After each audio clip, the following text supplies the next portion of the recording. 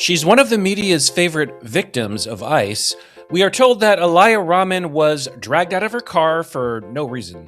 But is that really what happened? New footage from the incident in Minneapolis shows that she had a clear open roadway in front of her. All she had to do was keep driving as the ICE agents asked her, but for some reason she remained stopped in her car, apparently with the intention of impeding federal law enforcement. Now here's the footage that ICE posted to X, and it tells quite a different story.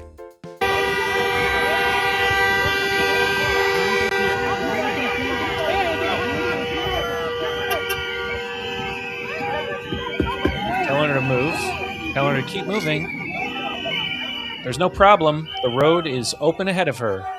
So why is she even stopping?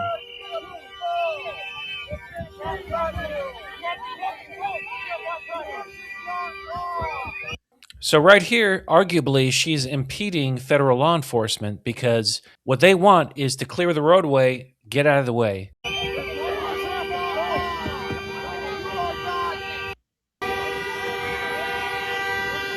That's why there's so many agents. They don't understand what she's doing.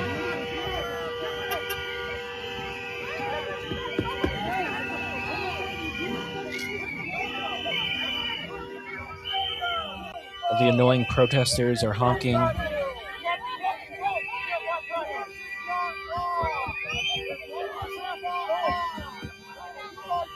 Crazy. And again, it just tells a very different story.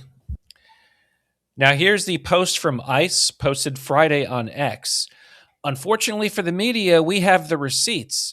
As shown in our video, Aliya Rahman clearly had enough room to move herself and her vehicle out of the way.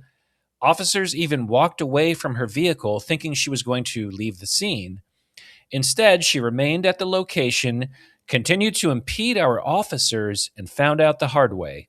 18 U.S.C. 111 criminalizes impeding or interfering with federal officers. And here's the video that you're probably more familiar with, and it shows a perspective, I guess, shot by one of the protesters where you can't tell that the way is completely clear in front of her, and instead it seems like she's trapped and confused. I'm starting to believe she wasn't confused, but rather she was a protester. On January 13th, on the way to my 39th appointment at Hennepin County's Traumatic Brain Injury Center, I encountered a traffic jam caused by ICE vehicles and no signs indicating how to get around it. So here's my final piece of evidence. We have Aliya Rahman, the woman who was dragged out of her car by ICE, testifying before Congress. And my question is, if she's not ideological, if she's not a protester, if she was not impeding law enforcement, why does she seem to know all the lore about the protest movement and previous protesters that fought with law enforcement?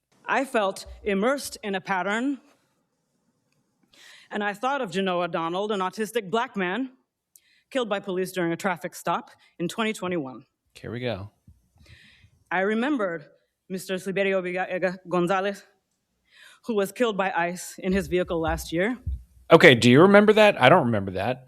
So my point is that she seems to be intimately familiar with previous incidents of people fighting with ICE, fighting with police. Why would she know that? Because maybe she is indeed a left-wing ideologue that is anti-police, anti-ICE. You know, I'm speculating here, but I kind of don't know how else to explain that.